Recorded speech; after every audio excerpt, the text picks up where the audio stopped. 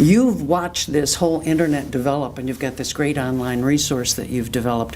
What have you seen overall about the changing world? Where is it headed with grants? What are you in terms of the technology? Well, let me start out this way. I work with the Foundation Center, which has its headquarters in New York City. They've established a network of libraries and other institutions around the country, and they're slowly expanding beyond our borders into other parts of the world as well. They've set up this big funding information network. We pay annual fee to be part of the network. It's kind of funny, we pay to provide information to the public and so forth. They have provided a lot of our technology for us. For example, we have the Foundation Directory Online Professional Database here in our library. If you visit my Grants and Related Resources webpage, and there are links in there to all the other Funding Information Network libraries. So if you're not here in East Lansing and can visit our library, you can also see where there are other places that you can visit to access the database. That's primarily the database that most nonprofits use that come visit us. We do have other online resources as well for those that are into the academic area. The university provides SciVal funding. The academics tend to gravitate towards SciVal funding, and the nonprofits tend to gravitate toward the Foundation Directory Online Professional. The difference between the two is that the Foundation Directory Online Professional does not cover government grants. But anything else, you can go into it. You can search, by a variety of ways. You can search by location. You can search by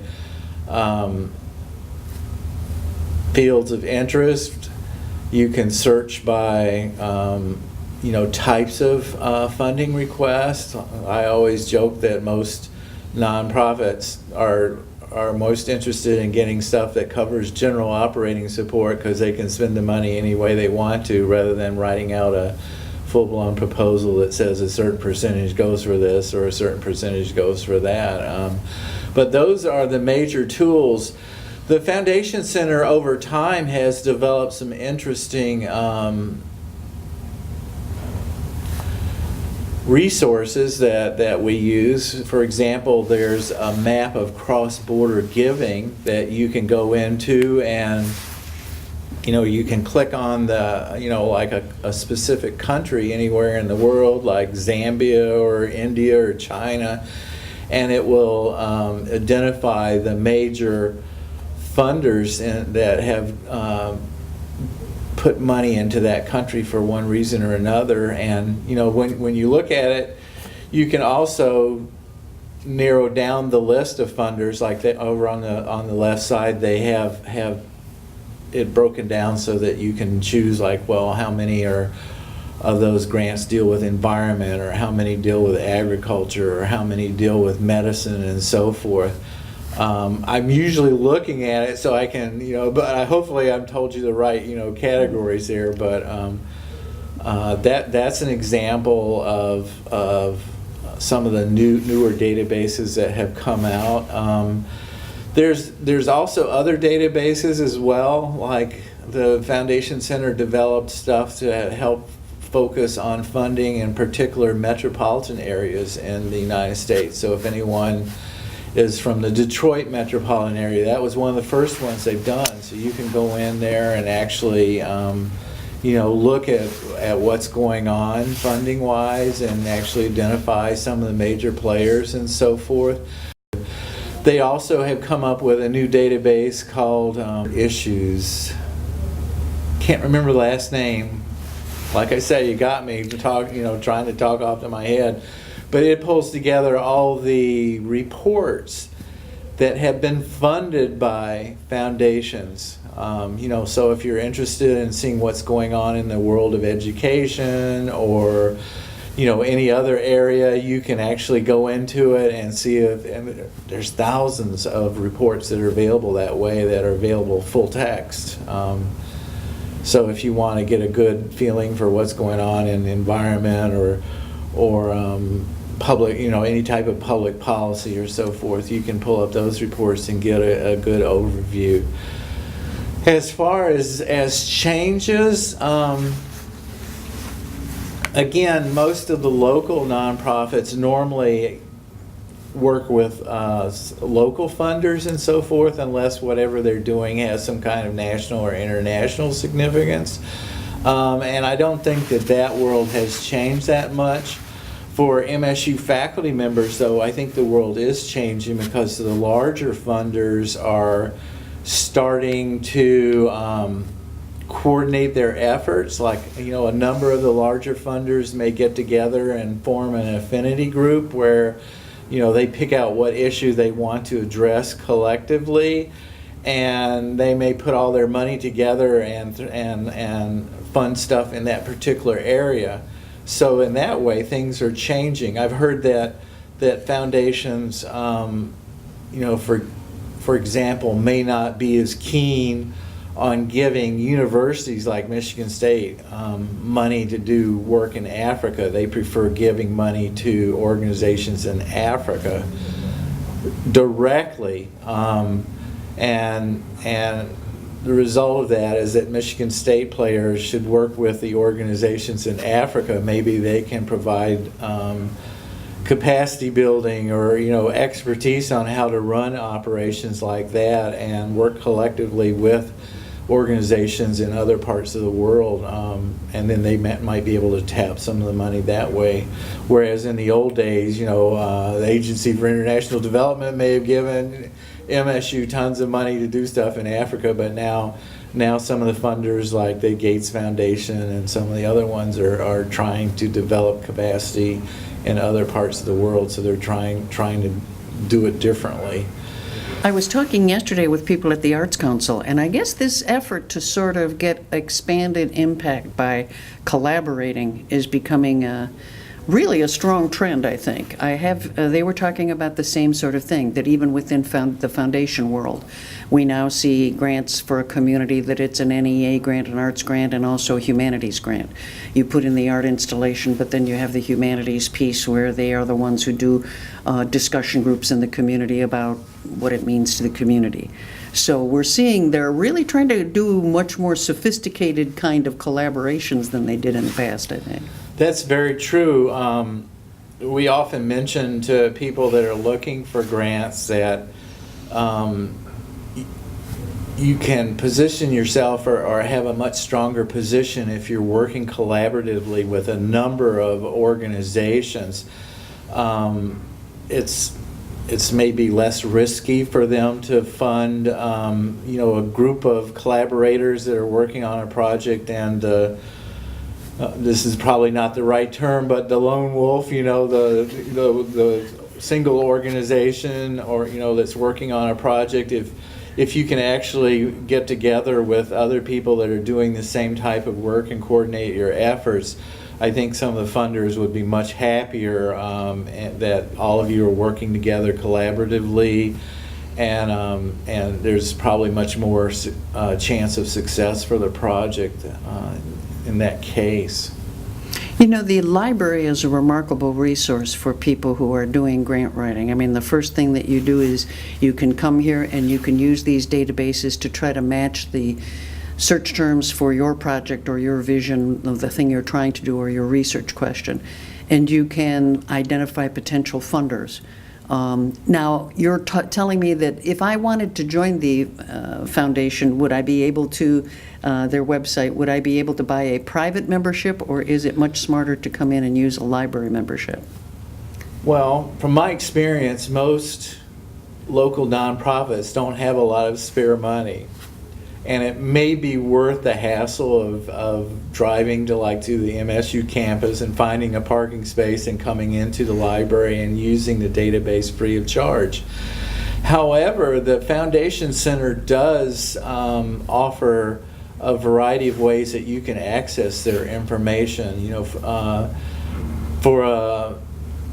can subscribe to the Foundation Directory online, professional as an individual or as an organization on your own, and there's different pricing models based on how much access you want. Like there's the Cadillac version that, you know, we pay like a $2,000 a year membership fee, and we get the Cadillac version. But they have various other products that you can subscribe to. You know, like maybe you would only get the smallest ones or whatever. But you can investigate that. If you go to the Foundation Center's web page, which is available to the public, they do have information on subscribing directly if you can't make it to one of the many libraries around the state. In Michigan, we really have a huge number of affiliates. I haven't looked recently, but I think we have way more than our fair share, because I think a lot of the local community libraries and other organizations got their local foundations to pay their membership fees. So, you know, you have libraries in little places like Alpena and Sault Ste. Marie, and some places that you wouldn't expect to find them, in Traverse City and so forth.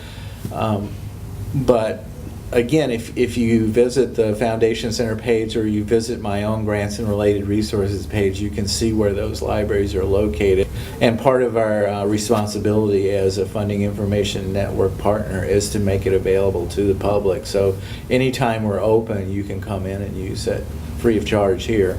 Private individuals can do so. Private individuals can come in anytime they want to and use it free of charge. We have a set of computers by our reference desk. I can't remember how many there are, about 8 or 10 there, and it does not require an MSU ID and password to sit down, and you can bring up the database, use the database.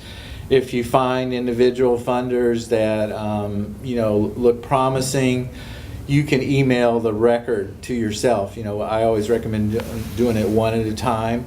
But, you know, if you find a list of them, you can forward that to yourself, so that when you get back to wherever you normally use a computer, you can pull up all that information, you know, through emails, and do whatever you want with it. You know, like if you want to put it together in your own little local or your own personal database, you can do that. But yeah, anybody can come in and use it free of charge in our library. Now, are the government resources free, so they're not part of that network, and could people access those resources from anywhere, SciVal? SciVal, you probably have to have an MSU ID and password to use. If you visit our library, anyone who visits the Michigan State University Library can sit down at those computers by the reference desk and access any of the databases that we provide for the Michigan State University community. However, if you want to access SciVal funding, you know, off campus, then you would have to have your MSU ID and password to get into it. It's not free. It's a subscription database. You were talking about government information. A lot of government information is available free over the internet, but you know, once you start talking about a subscription database, you have to come in and use it inside our library. We do make it available to anyone who walks in our doors, but one thing that you probably have never thought of is that, you know, we do subscribe to these databases, and often the subscription price is based on the MSU community population. So, you know, we may pay for 60 or 70,000 people, you know, to have access to it. If we paid for the world's population to access for it, we obviously would have to pay a heck of a lot more money, and we would not be able to provide as many resources as we do that way. Now, when I come in to use those resources, is there someone here who can give me some coaching too on how to do a good search? Well, you know, there's a couple of answers to that. Again, if you go into my grants and related resources blog, I do provide a link to like tutorials. There are some free tutorials that the Foundation Center provides on using the Foundation Directory Online Professional. Now, having said that, I think they're in the process of revising all their tutorials this summer So we'll have to wait and see, which ones survive and which ones, fall by the wayside. But yes, you can look at those before you come in, or you can come in and, ask for assistance at the desk. Normally they'll ask me to come out and provide, a quick overview for those that have not looked at the tutorials. And we do training sessions from time to time. For example, in June, I'm doing a session on finding nonprofit funding online, which is available free, so anyone can come in and get some pointers. One of the challenges I found was trying to pick a foundation that wasn't so big. Ford Foundation, you really have to have had an established track record, or a tiny foundation where you find out that it's 3 guys, that's it, and they've been funding the same thing in their community for 20 years, and they're probably not going to expand that agenda. Are there filters you can use in your searches to sort of try to zero in on? Well, if people are working for local nonprofit organizations, I often tell them that they should touch base with the local community foundation. In the Tri-County area, based on Lansing, you would contact the Capital Region Community Foundation. They have a variety of funds that have been set up by individuals over time to fund local organizations that are doing work on various activities. And they can advise you on whether they have the type of fund that might be related to their area of interest. But even if they don't have a fund, they can often tell people, well, maybe you should contact someone else, because they often network with a lot of the movers and shakers in the local communities, and they can provide valuable advice on who else people might want to contact. So that's what I normally tell people to start with their local community foundation.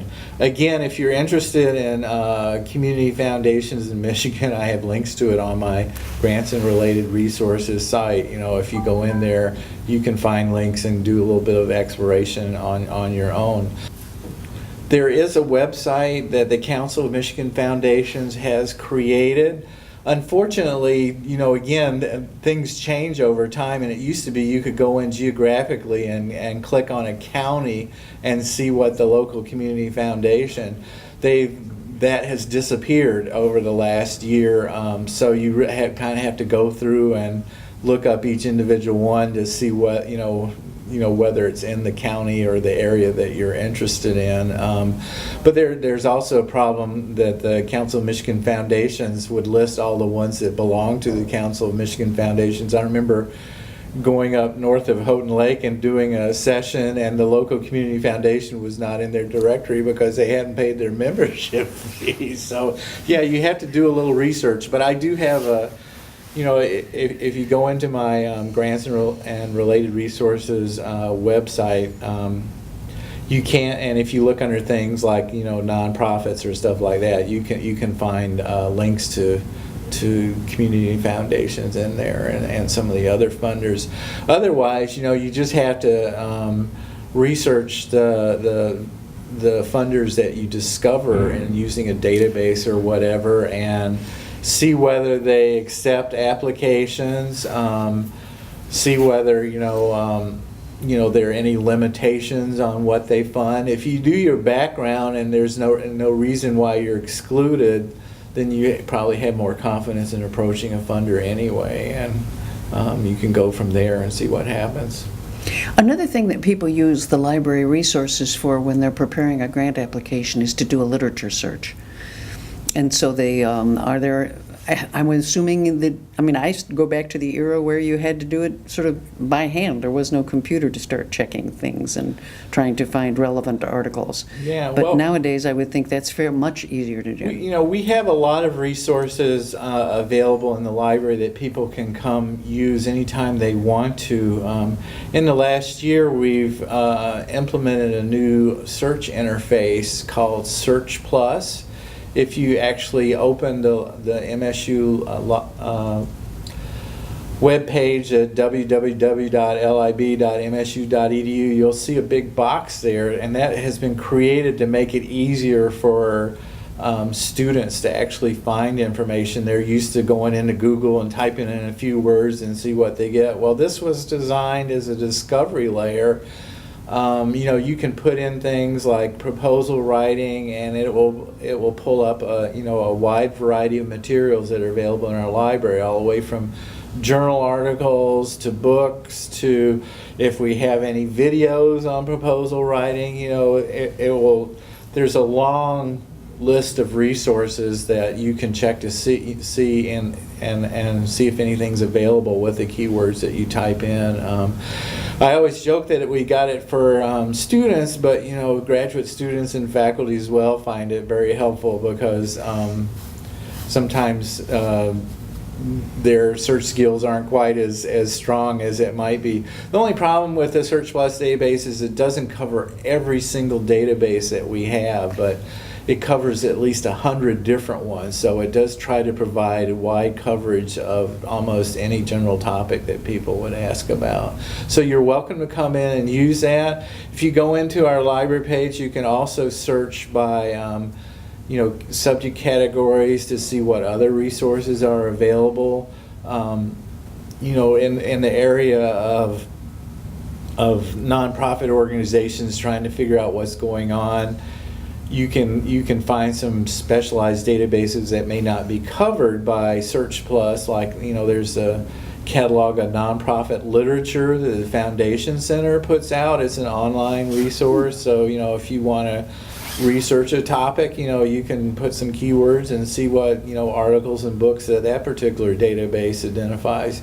We have other things as well. We carry the Chronicle of Philanthropy, so if you wanted to come in and look through some of the paper issues, I'm not sure that it's available as an online database, but you can go through the print issues of that, and you can search the many other journals and newspapers and stuff that we have if you want to get, or even the databases that we have if you want to get some background information. It is good to get background information because, if you're trying to solve a problem in the community, and you're putting together grant proposals, often you have to document that there is an issue, so you may need to get numbers on the number of people in poverty, or how many children there are in a certain area and so forth. And we do have lots of resources that you can use to get information along that line. Statistics make you sound a lot smarter. That's true. That's true. You have to demonstrate a need to a funder before they will part with their purse strings or whatever. One of the things that I was thinking about too was that we'll never get to the point where we have a simple Grant-O-Matic. You put in a few search terms, your budget, and you press a button and it tells you, well, this one is going to fund you. A lot of it is still based on making sure that you do the follow-up work of talking to real people at that foundation or at that government agency. That's absolutely true. You can identify a lot of funders, but you really do have to establish a relationship with the funders. Funders are not going to just write you out a check because you sent them a letter or a letter proposal. They have to know who you are, know that you're an established organization that will actually follow through on what you're asking money for. It's just like if you stop out on the street, if you recognize someone who has his hand out for money that may be a cousin or a nephew, you might be willing to give them some money. But if you have no idea who they are or what their background is or whether they can actually follow through, then you're a little bit more nervous about parting with your money. The other thing is that funders get many more requests than what they can honestly fund, so they have to be selective and careful. It is hard for people that are just starting out new. In the academic area, we always tell graduate students and so forth to partner with faculty members who've done grants before, and that way they can create a track record. Some organizations or individuals may want to do some good activity in the local community, but they may not want to go contact the U.S. government and the state of Michigan to get their nonprofit status. A lot of private foundations don't give out money unless you have that already. and you may need to find some kind of organization that will sponsor you that already has nonprofit status, and maybe you can get around it that way, and they can they can get the grant and then funnel the money to you. And that's another thing about the importance of developing relationships with funders, because a lot of the tools that we have may be based on historic information. Like the Foundation Center may buy copies of all the IRS returns for every private foundation in the country, and you can definitely look and see trends, who they give their money to, but there's no telling, like larger foundations may decide they may want to change direction. Some of the founders that have been trying to solve housing issues in the United States says, well, we've been funding that for 5 or 10 years, now we want to move on into a different direction. So, you always have to try to do your best to make contacts and find what the latest interests are, because they do change over time. Now, Guidestar was a place that used to offer copies of those 990s for free. I think they went to a subscription basis on that. If you're willing to visit our library, we do offer the Cadillac version of Guidestar as well. If you want to sit down and look up your nonprofit and see what kind of information is about it or any other organization, you can do that in our library. That's a pretty good resource. Yeah. Looking at that 990 tells you a lot about what their priorities are, what they're doing, how much their people make. Are you talking to somebody at the other end of the phone who makes $50,000 a year or $200,000 a year? It might explain why it's harder to get a hold of them, that sort of thing. Yeah. Very interesting. Yeah, we do provide Guidestar, so if you want to come in and use that tool, you can. Now, sometimes I talk about 990 PFs and then 990s. There is a difference. The 990 PFs are the tax returns that all the private foundations have to submit. And you can find those. You can find them through the Foundation Center's page. You can find them through other sources like Foundation Directory Online Professional. And like I say, if you actually look at those, they will list every organization they provide money to. 990s are a little bit different. They may just talk about the particular organization, who works there, how much money they have, but like a local nonprofit may not give out grants, so that there may be differences in the types of information you find in one versus the other. It sounds to me like the one place to go first is the library. You certainly can visit the library. Like I say, if you're willing to drive to East Lansing and find a parking spot on campus during the summer, it's not quite so bad, although there's a lot of construction going on. But yeah, anytime you visit a funding information network partner of the Foundation Center, you can use the resources that they have available in that library. And some things, are available on a subscription basis, so you may not be able to get the quantity or the quality of information that you can from visiting a library just by searching the internet. Although you can find a lot searching the internet, usually if you visit a library, you can find even more stuff.